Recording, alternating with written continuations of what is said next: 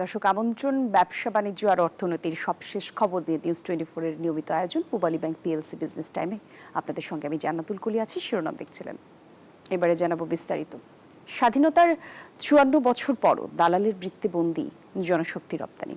বিদেশে যাওয়ার স্বপ্নের বিপরীতে প্রতিনিয়ত দালালদের দৌরাত্মে সর্বশান্ত হতে হচ্ছে মানুষকে। কেউ ফিরছেন লাশ হয়ে, কেউ বা ফিরছেন খালি হাতে ভাঙাচোরা শরীর নিয়ে। এক মফিজ উদ্দিনের জীবনের গল্পই যেন জনশক্তি রপ্তানিতে দালালের দৌরাত্মের প্রতিচ্ছবি। সেই গল্পে থাকছে জনশক্তি রপ্তানি নিয়ে মাহমুদ হাসানের ধারাবাহিকের দ্বিতীয় পর্বে। ছবি তুলেছেন লিটন বাবু।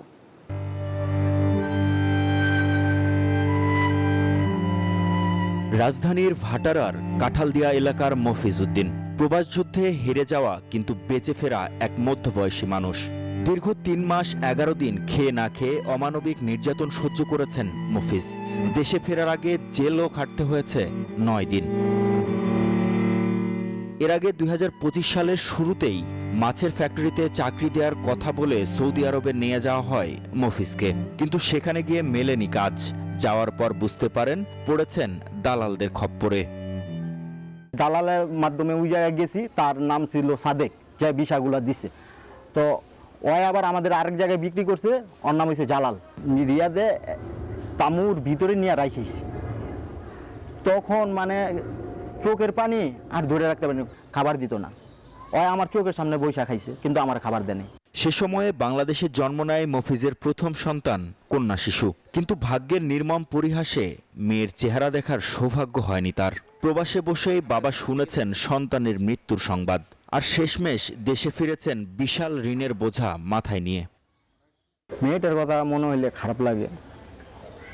একটাই কষ্ট যে আমার বাবুটারে আমি দেখতেও পারিনি, একবারের জন্য আমি দেখিনি। হয়েছে তো তাও দেখিনি, মারা গেছে তো তাও দেখিনি। তবুও মফিজকে সুস্থভাবে ফিরে পেয়েই সান্ত্বনা খুঁজছেন মমতাময়ী মা। আমি কইছি, বাবা আল্লাহর কাছে আমি যা চাইছি তাই পাইছি, তুমি যেন বাইসে আইছো, আমি এই আদার শিখর।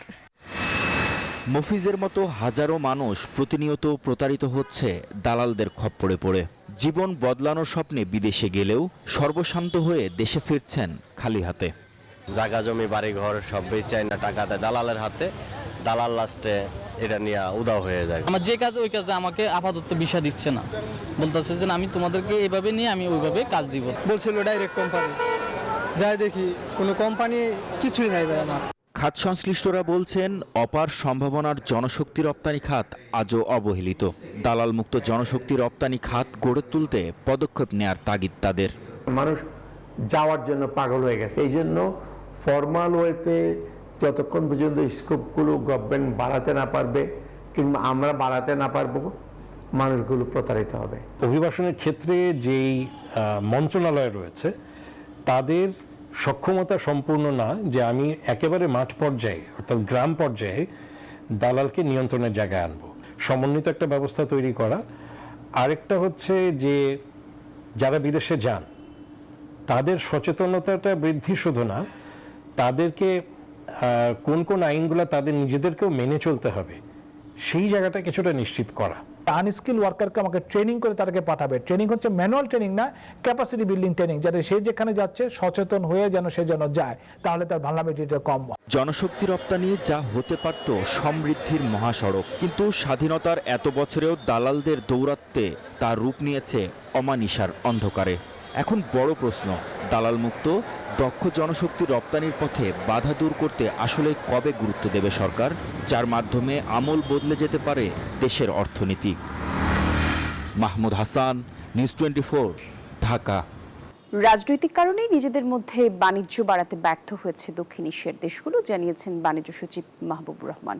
বৃহস্পতিবার রাজধানীর বসুন্ধরায় সাউথ এশিয়া ট্রেড ফেয়ার 2025 উদ্বোধন করেন তিনি। বৈচিত্র্যময় নানা পণ্য নিয়ে সার্কভুক্ত দেশগুলোর বিভিন্ন প্রতিষ্ঠান অংশ নিয়েছে এই মেলায়।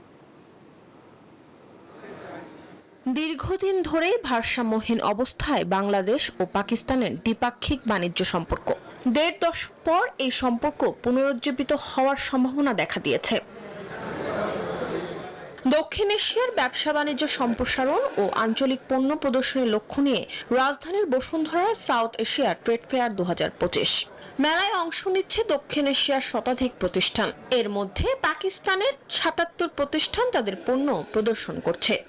Always feeling very blessed. Alhamdulillah, inshallah, आगे भी बहुत अच्छा रहेगा. Today is first day. I'm here for this purpose. I've been here many times. So Dhaka is really very good market for Pakistani products. এছাড়াও আফগানিস্তানের 5, শ্রীলঙ্কার 1 এবং বাংলাদেশে 17 প্রতিষ্ঠান অংশ নিয়েছে মেলায়। মেলা উদ্বোধনকালে বাণিজ্য সচিব বলেন, দক্ষিণ এশিয়ার দেশগুলো বাণিজ্য বাড়াতে ব্যর্থ হয়েছে।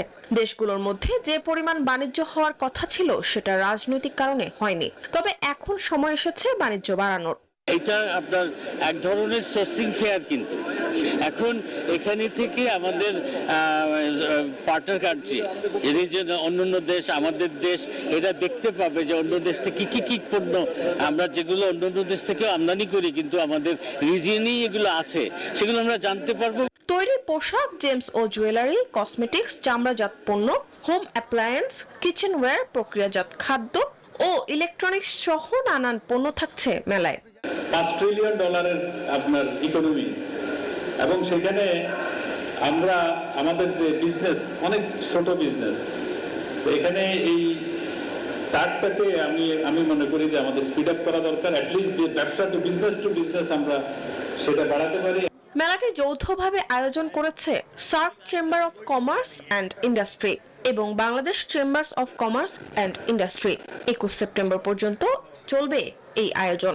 প্রতিদিন সকাল 11টা থেকে রাত 10টা পর্যন্ত দর্শনার্থীরা ঘুরে দেখতে পারবেন মেলা প্রাঙ্গণ। মরিয়ম আজিজ মৌরিন, নিউজ 24, ঢাকা। বিশ্ব পর্যটন দিবস উপলক্ষে ঢাকায় শুরু হয়েছে 3 দিনব্যাপী 12তম এশিয়ান ট্যুরিজম ফেয়ার। এবারের মেলায় অংশ হিসেবে একই সাথে অনুষ্ঠিত হবে বাংলাদেশ ট্যুরিজম ইনভেস্টমেন্ট শোকেজ। বিকেলে রাজধানীর বসুন্ধরা কনভেনশন সিটিতে আয়োজিত এই মেলায় উদ্বোধন করা হয়। আর এবছর 180টি বুথে দেশি বিদেশি বিভিন্ন পর্যটন শিল্প প্রতিষ্ঠান অংশ নিয়েছে। এছাড়াও সরকারি পর্যটন সংস্থা এবং ঢাকাস্থ বিভিন্ন দূতাবাসের প্রতিনিধিরা উপস্থিত ছিলেন। মেলা উপলক্ষে বিভিন্ন পর্যটন প্রতিষ্ঠান সহ হোটেল ও রিসোর্ট দিচ্ছে নানা রকম ভ্রমণ অফার, একই সাথে অগ্রিম প্যাকেজ বুকিং সহ বিশেষ ছাড়ের ব্যবস্থা। প্রতিদিন সকাল 10টা থেকে সন্ধ্যা 7টা পর্যন্ত মেলা চলবে। মেলায় প্রবেশ মূল্য 30 টাকা এবং প্রবেশ কুপনের বিপরীতে রাফেল ড্র এর মাধ্যমে বিজয়ীরা পাবেন এয়ারলাইন্স টিকিট সহ ঘুরে বেড়ানোর আকর্ষণীয় গিফট ভাউচার। আর 3 দিনব্যাপী এই মেলায় আগামী শুক্রবার শেষ হবে।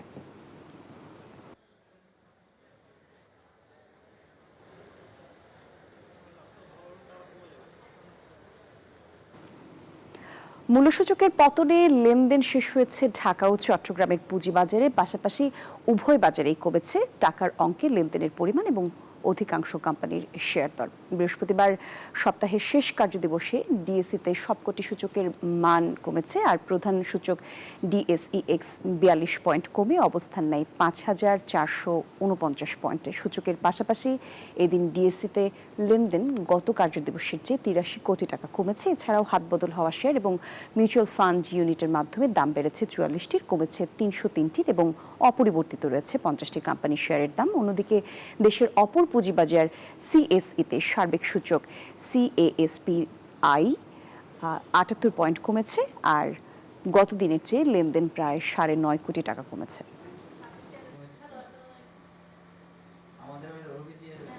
পূবালী ব্যাংক পিএলসি বিজনেস টাইমে একটা বিরতির সময় হয়েছে, একটু পর ফিরছি, থাকুন সঙ্গে। দর্শক আবারও স্বাগত, দেখছেন Pubali bank PLC business time. Chattogram বন্দরের নতুন নির্ধারিত মাশুলে চলছে পণ্য রপ্তানি কার্যক্রম, আমদানি কার্যক্রমও চলছে। মাশুল বাড়ায় খাদ্যপণ্যের প্রভাব পড়ার শঙ্কায় রয়েছেন ব্যবসায়ীরা। সরকারি হিসেব অনুযায়ী তা গড়ে 41% বেড়েছে। তবে রপ্তানি খাত চাপে পড়বে বলেও আশঙ্কা করছেন বন্দর ব্যবহারকারীরা। তবে বন্দর কর্তৃপক্ষ বলছে 39 বছর পর মাশুল বাড়লেও তেমন অসুবিধায় পড়বে না ব্যবসায়ীরা। চট্টগ্রাম থেকে নয়ন বড়ুয়া জয়ের রিপোর্ট। চট্টগ্রাম বন্দরের জলসীমায় জাহাজ প্রবেশের পথ থেকে চলে যাওয়া পর্যন্ত বিভিন্ন ধরনের সেবা দিয়ে থাকে বন্দর। টাগবোট সার্ভিস, পাইলট পাঠানো, পানি সরবরাহ, ট্রেন চার্জ, জাহাজ বেড়ানো, কন্টেনার উঠানামন সহ পণ্য ডেলিভারি পর্যন্ত দেয়া হয় প্রায় 7 ধরনের সেবা। তাই 39 বছর পর চট্টগ্রাম বন্দরের নতুন মাসুল কার্যকরের প্রজ্ঞাপন জারির পর সম্প্রতি কার্যকরও করেছে বন্দর কর্তৃপক্ষ। তবে একসঙ্গে গড়ে 41% হারে মাসুল বাড়ানোর সিদ্ধান্তে আমদানি রপ্তানিতে বড় ধরনের প্রভাব পড়বে বললেন বন্দর ব্যবহারকারীরা। এমনকি বর্ধিত মাসুলের কারণে সবচেয়ে বেশি চাপে পড়বে তৈরি পোশাক খাত। 4 গুণ অলরেডি আপনার একটা মূল্য বৃদ্ধি হয়ে আছে। তার সাথে যদি আপনি অ্যাভারেজ করেন, সে অ্যাভারেজে কিন্তু 3.61 পয়েন্ট কিন্তু গড়ে প্রতি বছর কিন্তু এই ট্যারিফটা বৃদ্ধি হয়েছে চট্টগ্রাম বন্দরে। 4-5 বছরে ওনারা নিজেরই যত খরচ বা ওনাদের যে ব্যয় বৃদ্ধি বলে মানে কোনো একটা অজুহাত ধরে ওনারা বৃদ্ধি করে, এটা কিন্তু আমাদের জন্য বড় ধরনের একটা বোঝা। কারণ আমরা যারা বন্দর ইউজার আছি, আমরা কিন্তু বন্দরের চার্জটা সহ ক্যালকুলেশন করে বিজনেসটা করে থাকি। তবে বন্দর কর্তৃপক্ষ বলছে দীর্ঘ বছর পর বন্দরের মাসুল বাড়লেও চলমান সেবা অনুপাতে তেমন বেশি নয়। এই ট্যারিফটা পরিবর্তনের ফলে আমরা আমদানিকারক কিংবা ব্যবসায়ীরা যেটাই বলুক না কেন, তবে আমাদের একটা নিজস্ব হিসাব আমরা করে দেখেছি। বন্দর ব্যবহারকারীরা বলছেন বর্তমানে বন্দর কর্তৃপক্ষ 20 ফুট লম্বা প্রতিটি কন্টেনার থেকে গড়ে মাসুল আদায় করে 11,849 টাকা। নতুন মাসুল কার্যকর হওয়ায় এখন কন্টেনারের প্রতি বাড়তি দিতে হবে গড়ে 4,395 টাকা। তাতে সব মিলিয়ে কন্টেনার প্রতি গড়ে মাসুল দিতে হবে 16,243 টাকা। নয়ন বড়ুয়া জয়, নিউজ 24, চট্টগ্রাম। দেশের টেকসই উন্নয়নে কৃষি খাতকে শক্তিশালী করতে হবে আর উদ্যোক্তাদের দক্ষতা ও প্রযুক্তি ব্যবহারের ক্ষমতা এবং আর্থিক সহায়তা বাড়ানো জরুরি বলে মন্তব্য করেছেন বাংলাদেশ ব্যাংকের governor doctor Ahsan H Mansur. Bangladesh ব্যাংকের সহযোগিতায় কক্সবাজার লং বিচ হোটেলে দিনব্যাপী কক্সবাজারের কৃষি উদ্যোক্তা সমাবেশ এবং দক্ষতা উন্নয়ন প্রশিক্ষণ এসব কথা বলেন তিনি। অনুষ্ঠানে প্রধান অতিথি হিসেবে উপস্থিত হয়ে তিনি আরও বলেছেন, সামগ্রিকভাবে কৃষির উন্নয়ন এবং খাদ্য নিরাপত্তা বাড়াতে এখন কৃষি উদ্যোক্তা তৈরি এবং তাদের উৎসাহিত করা খুবই গুরুত্বপূর্ণ। অনুষ্ঠানে বক্তব্য রাখেন ইউসিবির চেয়ারম্যান শরীফ জহির, ব্যাংকের ব্যবস্থাপনা পরিচালক ও সিইও মোহাম্মদ মামদুর রশিদ। আর জেলার প্রায় 300 কৃষি উদ্যোক্তার অংশগ্রহণে এই অনুষ্ঠান এবং সমাবেশে প্রশিক্ষণে জেলার 13 জন কৃষককে উন্মুক্ত ঋণ প্রদান করা হয়। কৃষকের জন্য ক্ষতি হচ্ছে, আমাদেরও কিন্তু পুষ্টির দিক থেকেও আমরা কিন্তু ক্ষতিগ্রস্ত। কিন্তু আলু কিন্তু চালের চাইতে কোনো অংশই কম মানের নয় পুষ্টির দিক। তো এই জায়গাটাতে আমাদেরকে একটু ভ্যারাইটিস অফ পটেটো রয়েছে, এখন চালু হয়ে যাচ্ছে, তা আরো হতে হবে। অনুষ্ঠিত হয়ে গেল এসএমসি এন্টারপ্রাইজের ফার্মা ডিভিশন 2025-এর বার্ষিক সম্মেলন। সম্মেলনের উদ্বোধন করেছেন এসএমসির ম্যানেজিং ডিরেক্টর ও সিইও তসলিম উদ্দিন খান এবং এসএমসি এন্টারপ্রাইজের ম্যানেজিং ডিরেক্টর সাইফুদ্দিন নাসির। অনুষ্ঠানটির স্বাগত বক্তব্য রাখেন এসএমসি ফার্মা ডিভিশনের অতিরিক্ত মহাব্যবস্থাপক শেখ জাহিদুর রহমান। 2025-26 অর্থ বছরে ফার্মা ডিভিশনের লক্ষ্য এবং ব্যবসায়িক পরিকল্পনা সমূহ উপস্থাপন করেন কোম্পানির senior marketing manager Mohammad Mosharraf Hossain এবং national sales manager Harunur Rashid.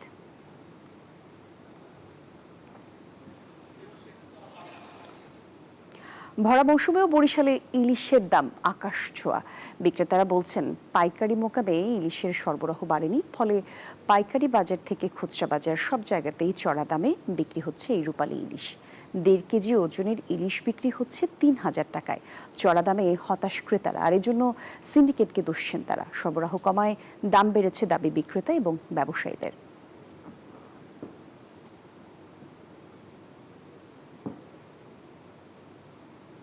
দর্শক, এই ছিল পূবালী ব্যাংক পিএলসি বিজনেস টাইমের এখনকার আয়োজন। এতক্ষণ সঙ্গে ছিলেন যারা, ধন্যবাদ সবাইকে।